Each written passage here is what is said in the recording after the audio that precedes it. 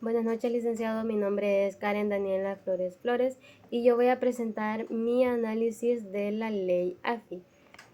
Para comenzar, les voy a dar un breve concepto sobre qué es la ley AFI. La ley AFI es el marco legal salvadoreño, decreto 516, que ordena cómo el Estado obtiene, administra, gasta y registra sus recursos financieros. Esta ley nace a raíz de que antes existían leyes dispersas, ya que no respondían a la realidad financiera del país. O sea que antes, si bien sí existían leyes para poder administrar las finanzas públicas, pero eran diferentes y no tenían como una sola planificación o un procedimiento, ¿verdad? Porque, por ejemplo, existía la ley de tesorería de 1936 y existía la ley de presupuestos de 1954 y pues así mucha más. Pero realmente cuando alguien quería saber cómo se encontraban las finanzas del país, realmente no se tenía una respuesta en concreto. Entonces, a raíz de esa decadencia se creó lo que es la ley AFI, y a raíz de la ley AFI se creó el sistema SAFI. Este es un mecanismo operativo que la ley AFI creó para poder ejecutar ese marco legal o las leyes pues que ahora nosotros conocemos. Y este también integra lo que son 4 subsistemas muy importantes. El primero es el de presupuestos, el segundo es el de tesorería, el tercero es de inversión y crédito público y el cuarto es de contabilidad gubernamental. Todos estos subsistemas se rigen bajo una lógica, el cual es que las normas centralizadas por el Ministerio de Hacienda, pero operan descentralizadamente en cada institución pública. Ahora les voy a dar un breve resumen sobre estos 4 subsistemas, aunque más adelante se van a ver más a detalle según los artículos que menciona en la ley AFI. El primero es el de presupuesto. Este es un subsistema que comprende los principios, técnicas y procedimientos para planificar y controlar el uso de los recursos públicos. ¿Qué quiere decir esto?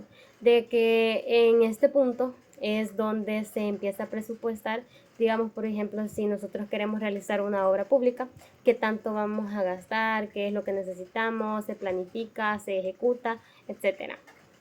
Luego está el segundo subsistema, que es el de tesorería. La tesorería maneja todo flujo de efectivo del Estado.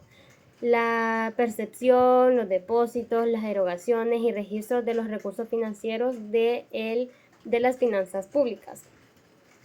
Vaya, pasamos primero por el presupuesto, luego se pasa a la tesorería, que es de donde se obtiene el dinero para poder llevar a cabo las obras públicas o pues cualquier otro proyecto que sea beneficioso para la sociedad o para el país.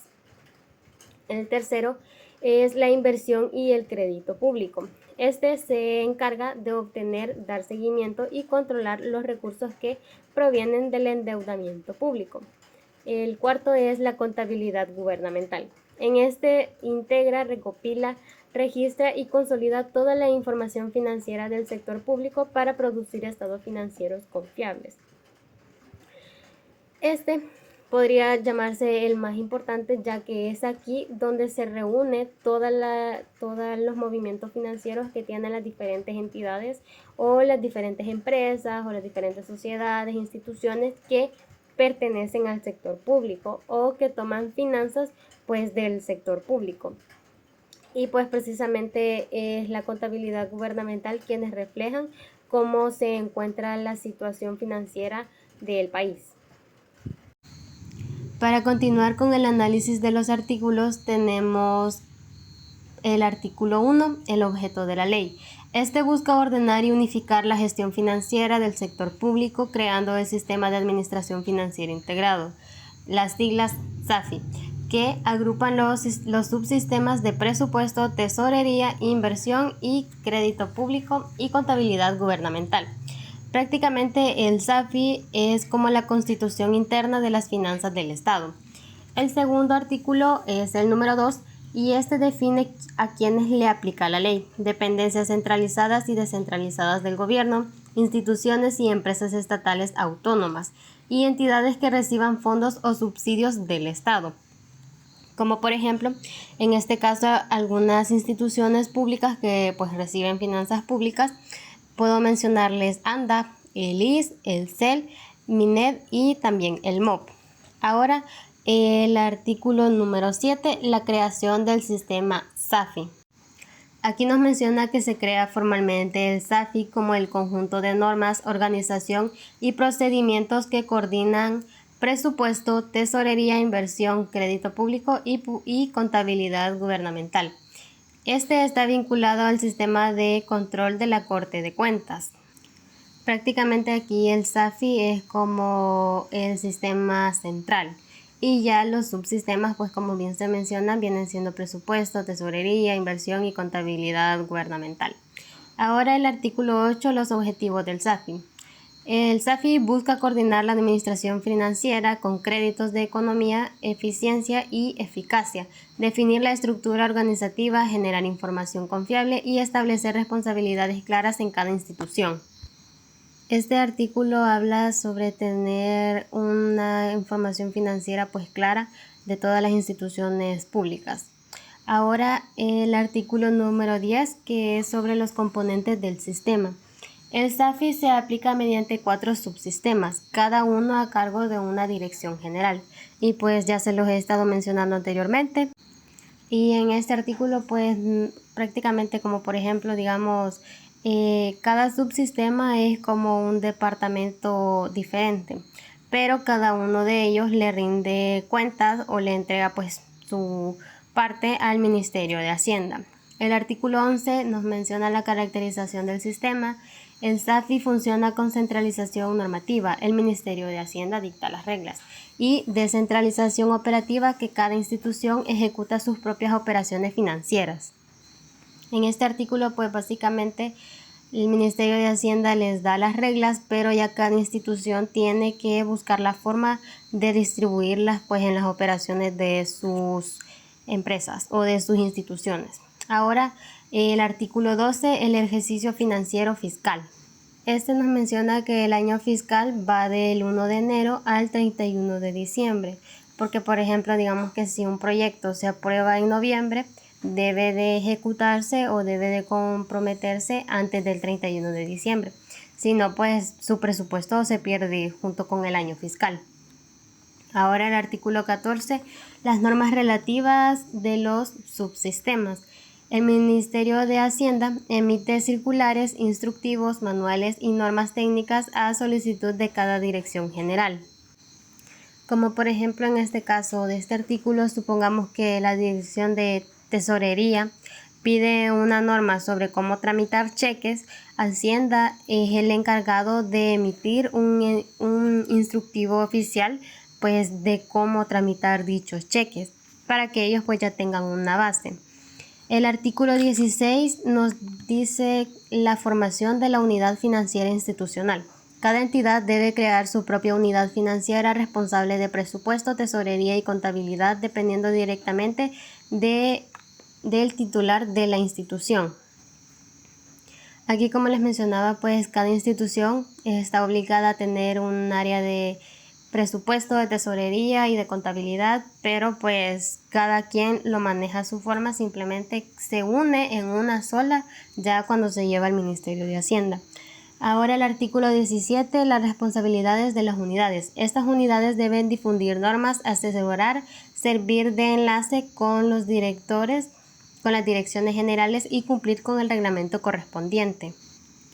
En este caso, pues la unidad financiera institucional, si llegase a cambiar alguna norma de ejecución presupuestaria, ellos mismos deben de explicarle a los departamentos internos de la institución para que se mantengan actualizados con respecto a las leyes. Ahora el artículo 19, documentos y registros. Las instituciones deben conservar ordenadamente su documentación financiera, mínimo 5 años los documentos y 10 años los registros contables. Son propiedad pues de cada entidad. Aquí pues la ley obliga a cada institución a tener un orden específico de los documentos y de los registros, y nos menciona que son 5 años para los documentos y 10 años de los registros contables. El artículo 31 en las etapas del proceso presupuestario. El proceso comprende formulación, aprobación, ejecución, seguimiento y evaluación del presupuesto. Prácticamente en este artículo, el 31, nos explica que es como un ciclo de vida de un proyecto que va a realizar para el bien social. Primero se planea, se aprueba, se ejecuta, se supervisa y al final se evalúa si cumplió sus metas. Ahora, el artículo 60, la descripción del subsistema de tesorería. El subsistema de tesorería comprende los procesos de percepción, depósito, erogación, transferencia y registro de los recursos del tesoro público o de las finanzas públicas usados para cancelar obligaciones del presupuesto general del Estado. Para comprenderlo mejor, por ejemplo, cuando el Estado recauda el IVA, ese dinero entra, se deposita y luego se usa para pagar salarios de empleados públicos, o sea, únicamente del sector público. Todo ese es únicamente flujo de tesorería. Ahora el artículo 82, el subsistema de inversión y crédito público. Su finalidad es obtener y controlar recursos internos y externos por endeudamiento público destinados a inversión de beneficio económico, social o refinamiento de deuda. Debe alinearse con el desarrollo nacional y el presupuesto. Ahora el artículo 86, endeudamiento público. El endeudamiento puede originarse por emisión de bonos, contratación de préstamos, contratación de obras, servicios a plazos mayores a un ejercicio fiscal o consolidación, renegociación de deudas. El artículo 98, el subsistema de contabilidad gubernamental. Es el sistema integrador del SAFI, ya que éste recopila, registra y controla toda la información financiera del sector público para dar seguimiento a la gestión financiera y presupuestaria. Prácticamente este subsistema de contabilidad gubernamental viene siendo como el libro mayor de consolidación que junta lo que gastó, digamos, por ejemplo, se gastó en salud, en educación, gastó Hacienda, etc. Prácticamente aquí se ve un solo panorama nacional de todo el sector público, en las diferentes instituciones a nivel nacional. En el artículo 99, los objetivos del subsistema de contabilidad. Este busca establecer un modelo único de contabilidad, apoyar la toma de decisiones, generar información confiable y permitir su integración en las cuentas nacionales. El artículo 100, las características. Este funciona con descentralización de registro a nivel institucional y centralización de la información de la Dirección General de la Contabilidad Gubernamental.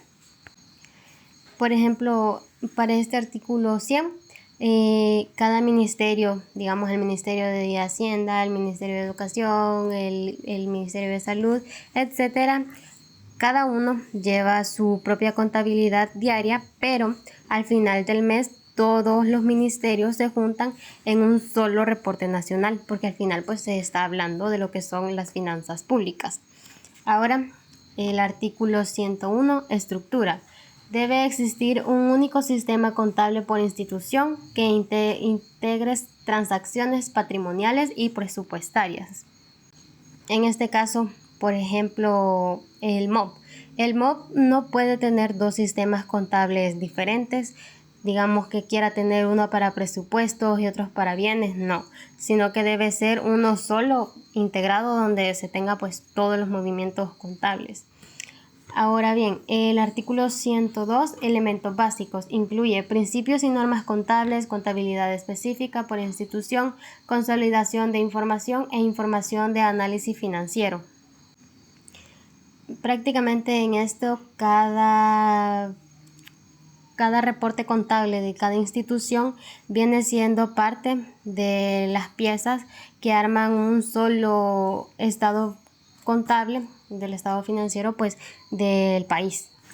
Ahora el artículo 103, principios de la contabilidad gubernamental.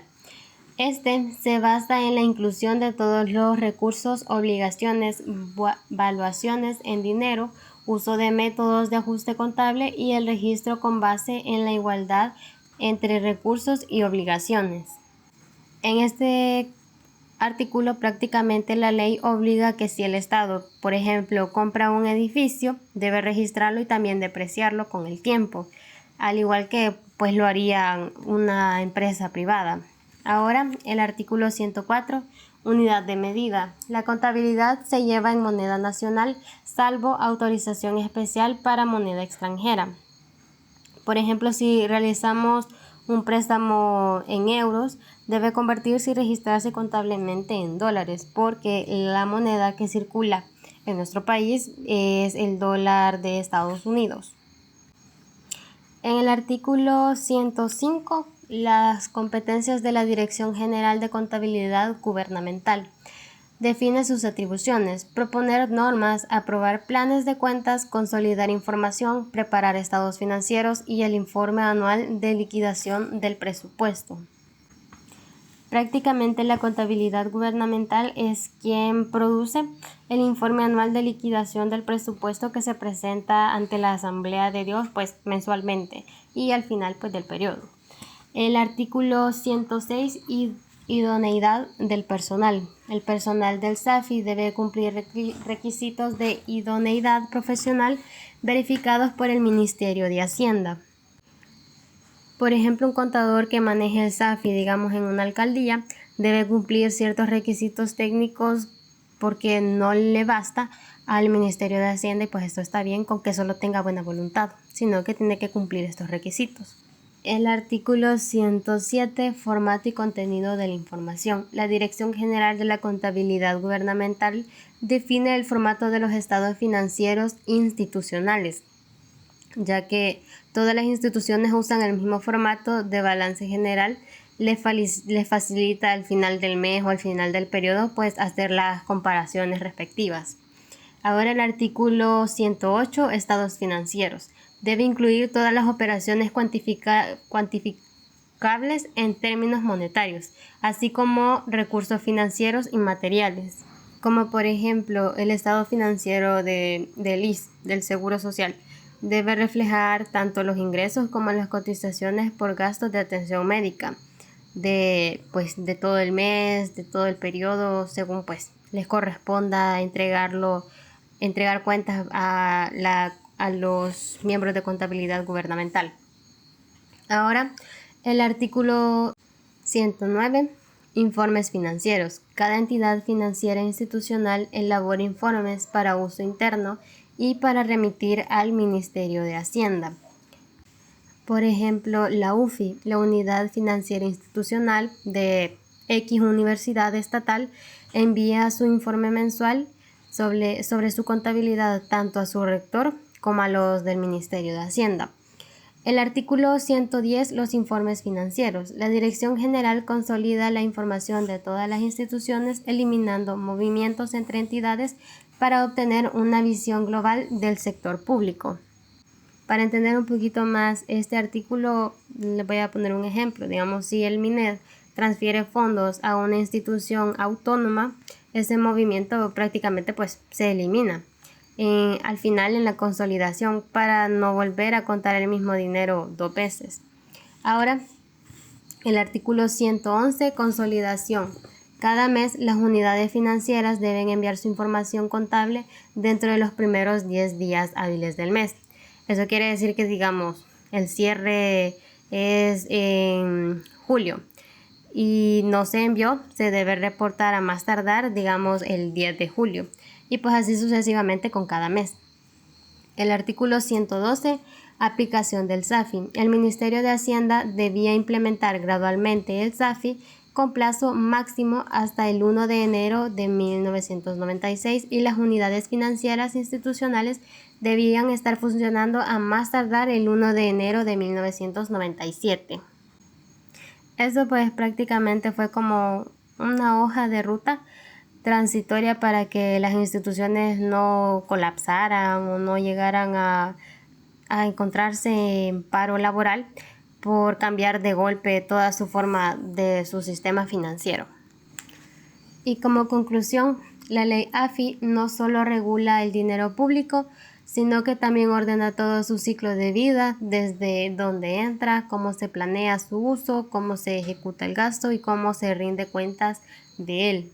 El SAFI también es la herramienta que hace posible que todo este ciclo funcione de manera muy coordinada entre decenas de instituciones distintas, ya que pues como sabemos existen muchas instituciones del sector público, pero siempre pues bajo las reglas comunes dictadas por el Ministerio de Hacienda, que es la base central de la contabilidad pues o de las finanzas públicas del país. Y eso ha sido todo por mi parte. Gracias por su atención prestada y que tenga un feliz día.